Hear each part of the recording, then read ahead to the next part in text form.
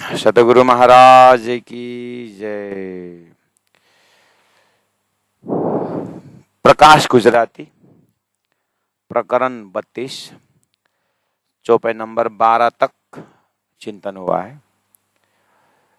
मैं थोड़ा सा 9, 10, 11, 12 प्रसंगों को आगे बढ़ाने के लिए चौपाई नंबर 9 को उच्चारण कर रहा हूं। समझीने ओळखो धनी चालो आपनने गरज भनी। ये चारों न अर्थ जय रखे काई तमने रहे संदेह। तो इस तरह से ऊपर से ही दूध पानी नो बिछोड़ो, यानी दूध पानी, दूध क्या है, पानी क्या है, माया क्या है, ब्रह्म क्या है, इसका निरूपण करने के विषय में चर्चा चली है। प्रकाश किताब है, उजाला किताब है, हृदय को प्रकाश पहुंचाना है। सदगुरु का मेहनत इसी में है। और सदगुरु महाराज ने समुद्र मंथन में जो अमृत का घड़ा निकाले थे, देवदानों ने अमृत निकालने के लिए समुद्र मंथन किया। सदगुरु देवचंद्र जी ने 40 साल तक शास्त्र को मंथन किया। शास्त्र मंथन करके उन्होंने सार निकाला अमृत की तरह, वो है श्री कृष्ण नाम। वो भी अक्षरातीत परब्रह्म परमात्मा श्री कृष्ण का उन्होंने जाहिर किया। बाद में पता चला कि उन्हीं परमात्मा के आज्ञा से उन्होंने 40 साल मेहनत की और उनके ही हुक्म और उनके आदेश से उनको तारतम महामंत्र मिला। तारतम महामंत्र, तारतम ज्ञान ऐसा ज्ञान रहा, संपूर्ण प्रकाश का कुंज रूप, सागर रूप, सूर्य की भांति तारतम ज्ञान आया। तो उस तारतम ज्ञान अलग अलग शास्त्रों का अलग अलग पहल को स्पर्श करते हुए यहां पर तारतम ज्ञान ने जो सनकादिक ब्रह्मा जी के सुपुत्र हैं, मानसिक पुत्र हैं, इन्होंने प्रश्न किया कि मन और आत्मा सजातीय है कि विजातीय है। ब्रह्मा जी एग्जैक्टली उत्तर देने के लिए थोड़ा समर्थ नहीं हुए, तो उन्होंने विष्णु को याद किए। तो विष्णु भगवान ने हंस अवतार, हंस रूप में आकर के दर्शन दिया। जैसे वो हंस रूप हुए तो सनकादिकों ने साष्टांग दंडवत प्रणाम किए। ये घटना शास्त्रों में वर्णन है। प्राणनाथ जी ने उस चीज को उठाया। किस प्रसंग में उठाया? ब्रह्म सभा में मन और आत्मा सजातीय की विजातीय है, ये प्रसंग ले आए। और हंसावतार का होने की, हंस रूप में भगवान विष्णु का आने की बात कही। और जैसे ये एक आपस में सनकादिक ने हंस रूप को देखा और हंस तो वहां पर थे ही, तो साष्टांग दंडवत प्रणाम किया। प्रसंग है मन और आत्मा की, सजातीय की विजातीय की। भगवान विष्णु हंस रूप धारण करके आए और साष्टांग किया सनकादिक ने। इस गाड़ी में क्या बताए, उठ करके प्रश्न पूछे, आप कौन हो? बस यही कड़ी में क्या बताए, मन का प्रभाव जब होता है, मन का प्रभाव बाहर का स्थूल शरीर दिखता है। जब आत्मा का प्रभाव हो जाता है, यानी आत्मा जग जाती है, तो आत्मा जगने के बाद आत्मा आत्मा को देखती है। ये घटना को लेकर के बताना ये चाहा शास्त्रों में कि ये डुंगर त्रणे ढाकियो, कीड़ी पग कुंजर बंधाए, कीड़ी कुंजर ने बैठी गली, बिंद में सिंध समाए, ऐसे ऐसे शब्द। तो साधु संतों के उल्टी वाणी, बरसे कमल भीगे पानी, कबीर कहेगा बरसे कमल भीगे पानी। ऐसे ऐसे कड़ियों को शास्त्रों में सब उच्चारण करते हैं। तो प्राणनाथ जी उस चीज को भी ले आए। ये चीज शास्त्रों में बताई गई है कि कीड़ी पग कुंजर बांधियो, कीड़ी के, चींटी के पैर में हाथी को बंध जाना और एक तिनका पहाड़ को ढकना, ये क्या चीज है? ये भी आया। इधर में ब्रह्मा जी का ब्रह्म सभा की बात भी आई, उसमें हंसावतार भी आ गया और सनकादिक का प्रश्न का जवाब भी मिल गया। पूरा मिक्सअप है कि नहीं? प्रसंग क्या है? मन और आत्मा की ताकत किसकी ज्यादा है, समझना ये। और जब व्यवहार में हम देखते हैं तो सारा सृष्टि क्या करे, सब कुछ करना चाहते हैं लेकिन मन नहीं मानता। बात यहाँ है। भगवान श्री कृष्ण को भी अर्जुन कहते हैं कि भगवान हवा को रोकने को बोलो हम रोक सकेंगे, लेकिन अपने मन को रोक नहीं सकता। चंचलम ही मन कृष्ण। तो भगवान ने कहा देखो अर्जुन, एक वैराग्य का हथियार अपनाओ, दूसरा अभ्यास करो, मन लग जाएगा। तुम जो करना चाहते हो मन करेगा। तुम भगवान में लगना चाहते हो तो फिर मन को बोलो, मन को ज्ञान दो कि तुम जहां पर चिपके हुए हो वो अच्छा नहीं है, उससे तुम वैराग्य हो। तो इस तरह से समझाने के लिए पके हुए केले की भांति, जल कमलवत, जल से कमल की ओर, ऐसे ऐसे अनंत अनंत दृष्टांत देते हुए समझाया है कि बाद में मन का एरिया अलग है और आत्मा का एरिया अलग है, लेकिन मुलाकात हुई है वजूद में। तो इस तरह समझाने की कोशिश की है। तो प्राणनाथ जी ने कहा कि समझाना तो यही चीज थी, लेकिन विष्णु भगवान ने हंस रूप में आकर के ये साष्टांग दंड भी किए, लेकिन बात क्लियर नहीं समझा है। हंस जी ने जीव अवलोक्यो, हंस को आत्मा को पहचाना, यानी आत्मा ने आत्मा को पहचाना सनकादिक ने। त्यारे मन आड़ो फरीने बोलियो। फिर जैसे हंस जी ने मन को, पहला हंस अवतार ने क्या किया, हंस स्वरूप ने विष्णु ने अपना उनका मन को खींच दिए, और मन को जैसे खींच दिए तो क्या बचा, आत्मा बचा। आत्मा ने आत्मा को देखा, प्रणाम किया, उड़ते ही मन छोड़ दिया। मन छोड़ते क्या बोला, जीवन चापी बैठो मन, चौपाई नंबर 7 में। जीव को मन ने दबाया, पहला मन को खींच दिया तो जीव फ्री हो गया, आत्मा ने आत्मा को देखा। तो प्राणनाथ जी ने इस चीज को कहा कि ब्रज के वंशी जैसे बजी, तो ब्रज के वंशी श्री कृष्ण के वंशीनाथ ने रास में पहुंचाया, उस समय मन का एरिया छूट गया। तो ये समझाने की कोशिश किया है कि आत्मा में बहुत ताकत है, आत्मा तो परमात्मा संबंधी है, मन की शक्ति आत्मा के सामने कुछ नहीं है। लेकिन आत्मा को जगना पड़ेगा। आत्मा में जब प्रकाश हो जाएगा तो फिर मन का कोई ताकत नहीं है।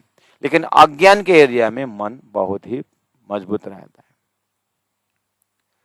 मन का ताकत तब तक चलेगा जब तक प्रकाश नहीं होता। अंधेरा कब तक रहेगा, जब तक कमरा में सूर्य न हो, प्रकाश न हो। तो अंधेरा हटाने के लिए झाड़ू लगाने से नहीं होगा, अंधेरा हटाने के लिए कमरा में प्रकाश जलाना चाहिए। तो मन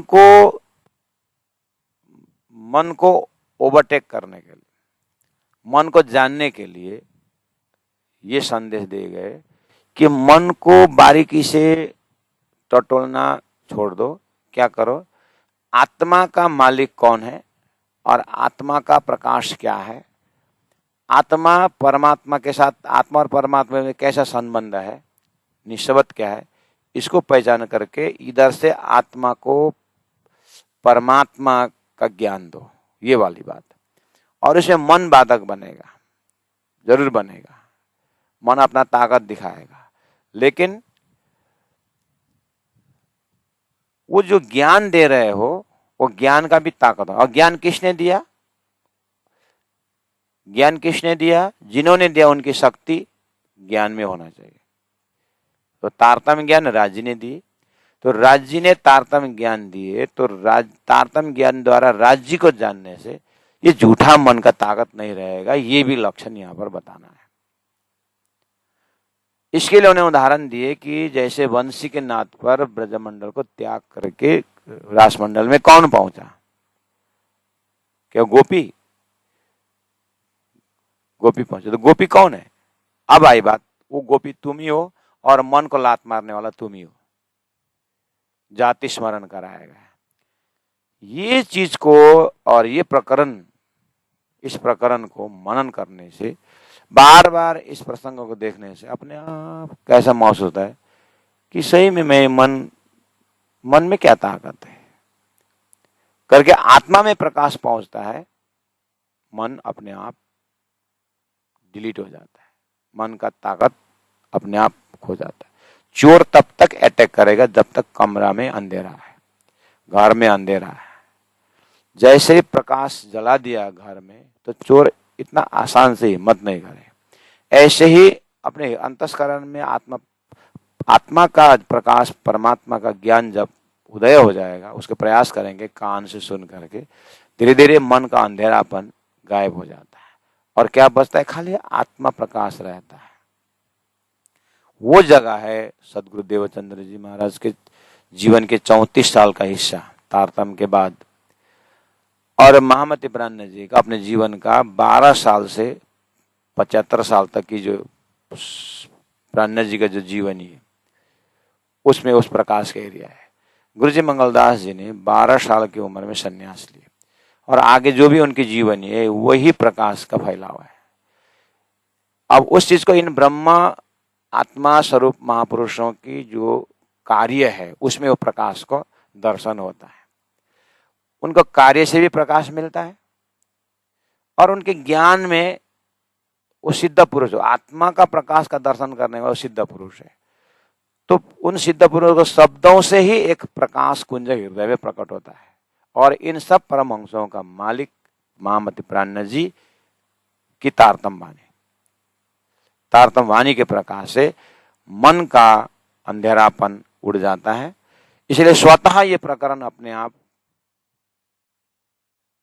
प्रकाश का काम करता है। एक तो ग्रंथ प्रकाश भी है, तो स्वयं चौपाई ही अपने अंदर प्रकाश फेंकने शुरू कर देता है।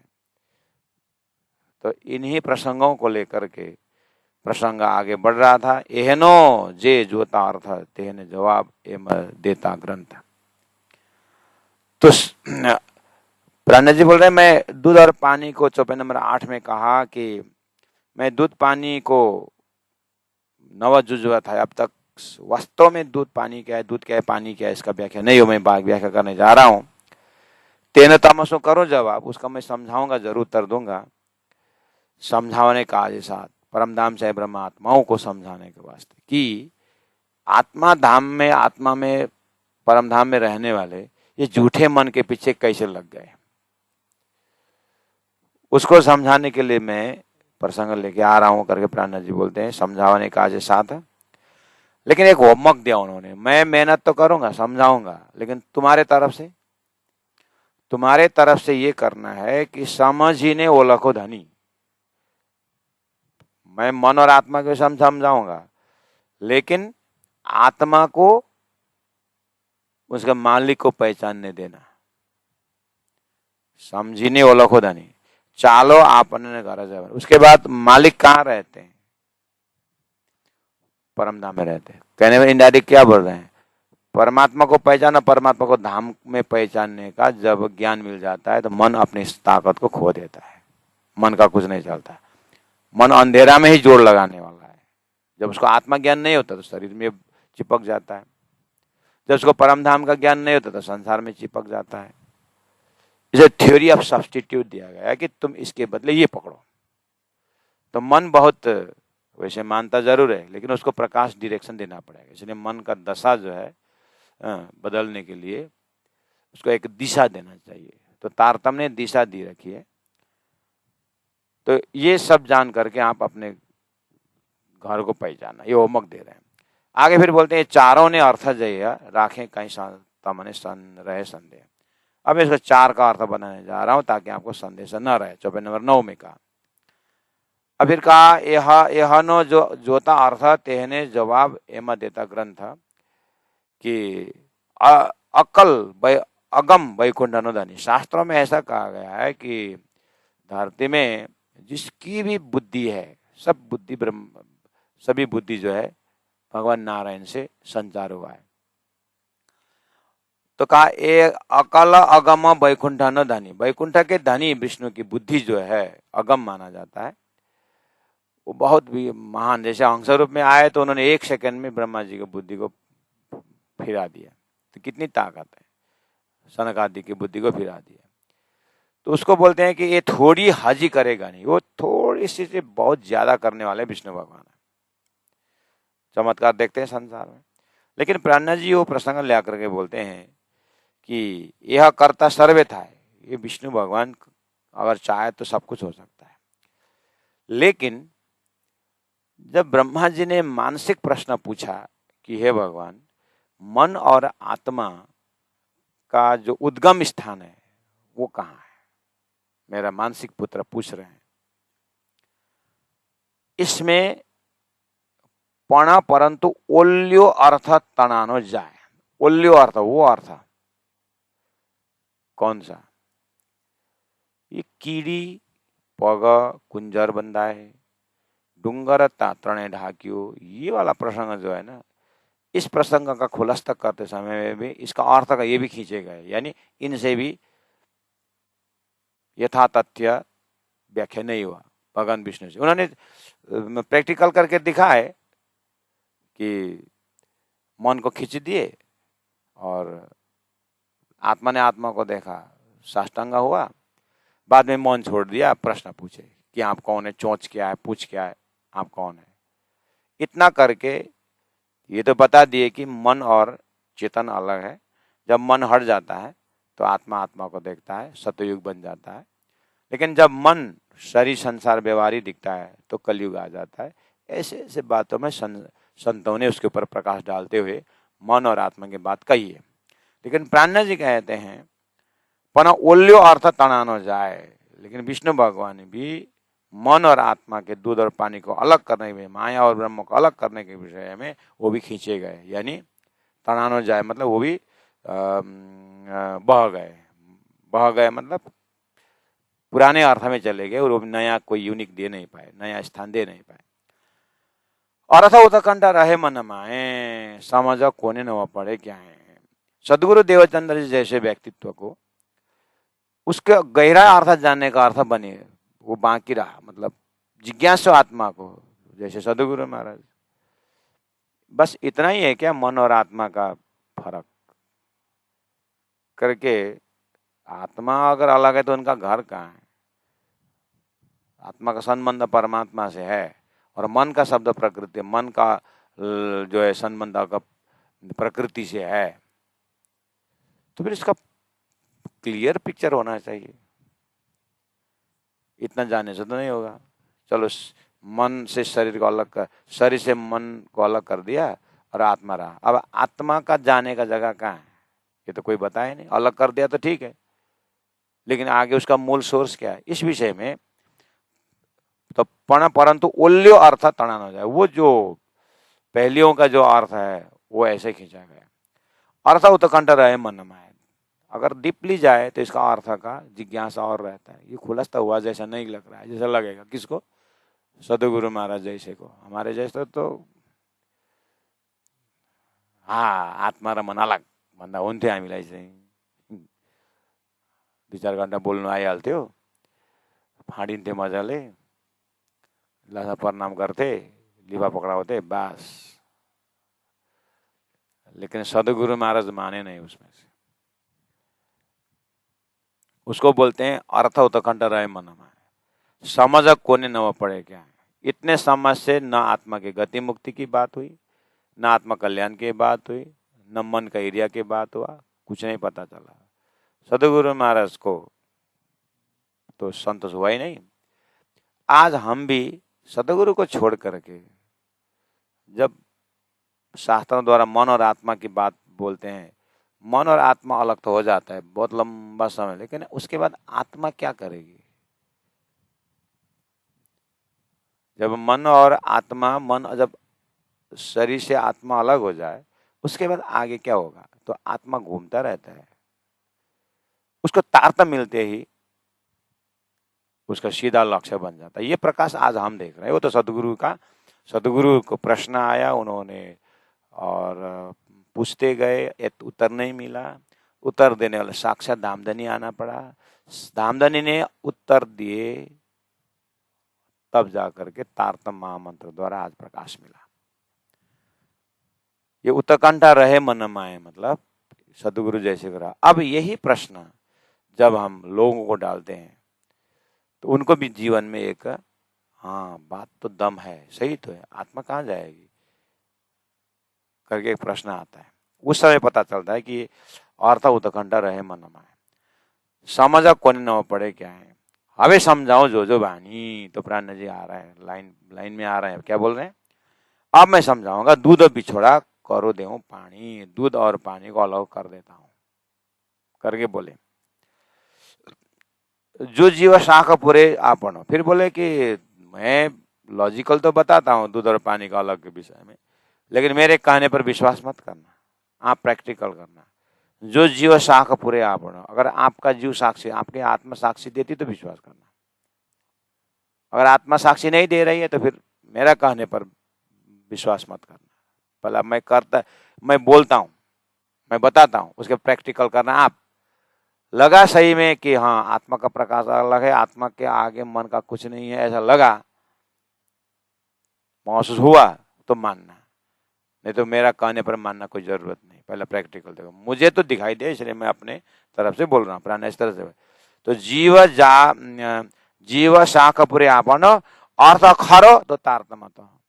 अगर आपको मेरे ये व्याख्या से बैठे बैठे मन अलग आत्मा अलग होकर के आत्मा का प्रकाश मिल गया, तो फिर ये मेरा कहना नहीं है, फिर ये मेरा विवेचन नहीं है। अर्थ खरो, अर्थ अगर सच्चा लगा, असर्वान लगा, यानी अपने हृदय में प्रकाश पहुंचा सही में, तो समझ लेना तो तारतम तनो, ये प्रकाश तारतम का है और मेरा कुछ नहीं है। क्या ब्यूटीफुल कंडीशन रख रहे हैं। मैं उसका अलग उदाहरण भी देता हूं, लेकिन मेरा कहने पर आप मानना नहीं, ये कोई जरूरी नहीं है। देखो कितना स्वतंत्र फीलिंग है। अगर आपके हृदय में प्रकाश पहुंचा तो समझ लेना ये तारतम का प्रकाश है, मेरा कुछ नहीं, बस उसी में रह गए। पहला वाला कंडीशन नहीं बसा, बोला है मैं इसकी जिम्मेदारी नहीं हूं, मैंने मेरी बात, मेरा काम है बता देना, और मानना न मानना वो आपका है। और मानने में मैंने कहा इसलिए माना, ऐसा जरूरत नहीं, प्रैक्टिकल करना। और प्रैक्टिकल करते समय सही में हृदय में प्रकाश आया तो समझ लेना तारतम, उसे मेरा ठाकुर का कुछ नहीं। सदगुरु भी ऐसे ही बोलते थे और प्राण जी भी बोल रहे हैं, तो हम भी क्या बोलेंगे? हम भी बोले प्रार्थम द्वारा प्राण जी की वाणी को अर्थ सुने, उसके बाद शास्त्रदिष्टम गुरुवाक्यम तृतीयम च आत्मनिश्चय। जो जीव शाख पूरे आपनो तो अर्थ खरो छो तारतम तनो। हवे सांवर जो जीव सो बात, जीव थनो मोटो प्रकाश, 14 भवन अजवालों करे, जो जीव जीवन ने हृदय धरे। तो सुंदर सा जी 12 चौपाई तक हमारा चिंतन हुआ था, और मैं उस चीज को, और क्योंकि 2-4 दिन से चौपाइयां विश्राम किए थे हम लोग अखंड संकीर्तन के कारण, तो सुंदर साथ भी कहाँ से कहाँ पहुंच गए। आज हमारे प्रचारक प्रचारिकाएं भी और विद्यार्थी भी 5 दिन तक लगातार सोए नहीं है। मैं तो फिर भी थोड़ा बहुत सोया, क्योंकि हम थोड़ा रिटायर आदमी है, तो थोड़ा बहुत हो गया फुर्सत। लेकिन ये प्रचारक प्रचारिकाएं स्वयं भोजन बनाना और इतने जनों को खिलाना, बर्तन साफ करना, और क्योंकि अब हमारा क्या करें, ऐसा ही है, वहाँ बर्तन साफ करने को आएंगे, लेकिन हमारा सुंदर साथ, हमारे साधक साधिकाएं ने किसी को तकलीफ नहीं देना है, खुद करना है। तो फिर सब्जी सुधारना, अब स्वयं करने क्यों गए कि नरुष मंगले आपने रंगले करके, ऐसा तो नहीं होगा। क्योंकि अब वो जो नया जगह, अब कैसे आते हैं क्या आते हैं, फिर वो बनाने को राज्य को भोग लगाना रहता है, इसीलिए सब इतना करीब 2000 का भोजन स्वयं बना कर खिलाया। तो अभी बहुत सो भी गए कितने, तो प्यारे सुंदर साथ जी, मैं ये कंटिन्यूटी लेने के लिए आज को 5-7 दिन के बाद जो चौपाई आया, तो मैंने इसलिए स्वयं मैं भी किसी को भजन गा करके आज चलाओ करके बोलता, लेकिन उससे क्या होता है फिर भजन का आनंद ले लेंगे, किसी को बोल करके भी कर सकते, लेकिन यहाँ तो किसी को बोल भी नहीं पाएंगे। भजन गाने वाले, प्रवचन करने वाले सब आराम फरमा रहे हैं, अभी किसी का ताकत ही नहीं है यहाँ पर। तो हमने सोचा मैं भी सो जाऊं, आराम करूं। तो सुंदर साथ को तो क्या पता कि क्यों आज ऑनलाइन आए नहीं, यही रहेगा ना। तो मैंने लैपटॉप ले आया और पूरा व्यवस्थित किया। हाँ, तो कम से कम कल सुबह का क्लास सागर ग्रंथ में आराम से प्रवेश होने को मिलेगा, और शाम के समय में इतना भूमिका होने का सुंदर साथ को दिमाग में थोड़ा सा रिवाइज हुआ, क्योंकि बीच में जब गैप आ गया तो फॉरेन पार्टिकल घुस ही जाता है, तो फिर वो कंटिन्यूटी में डिस्टर्ब हो जाता है। हमारे राज रसिक जी महाराज 6 बजे के क्लास कर रहे थे, 7 से 8, उनका भी 7-8 दिन हुआ। कल परसों से खोला था तो 50 जाने से घाट करके 20 जाने हो गए उनका भी।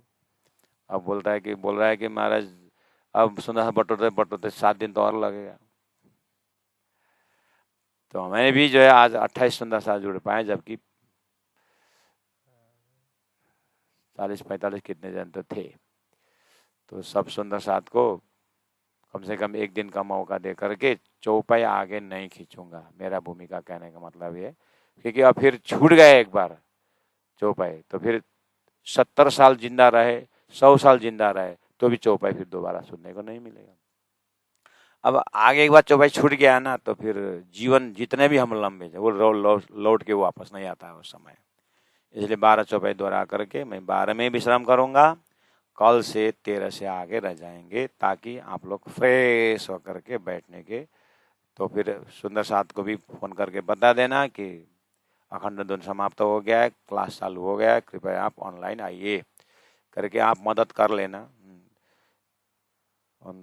क्योंकि आपने प्रण किए है कि मैं भूलूं तो तुम मुझे जगा देना, बोले समझा देना, तो आप समझा दो। इतने शब्दों के साथ मैं चौपाई दोहरा रहा हूँ। हवे समझाऊं जो वाणी, दूध बिछोड़ा करी देऊं पानी, दूध बिछोड़ा करी देऊं पानी, जो जीव साख पुरे आपणो, अर्थ खरो तो तारतम तानो, अर्थ खरो तो तारतम तान। बोलो श्री प्राणनाथ प्यारे की जय, सदगुरु महाराज की जय, तीनों पुरी धाम की जय, गुरु जी 108 मंगलदास जी महाराज की जय, गुरु जी 108 दीनदयाल जी महाराज की जय। प्रणाम सुंदर साथ जी, प्रणाम।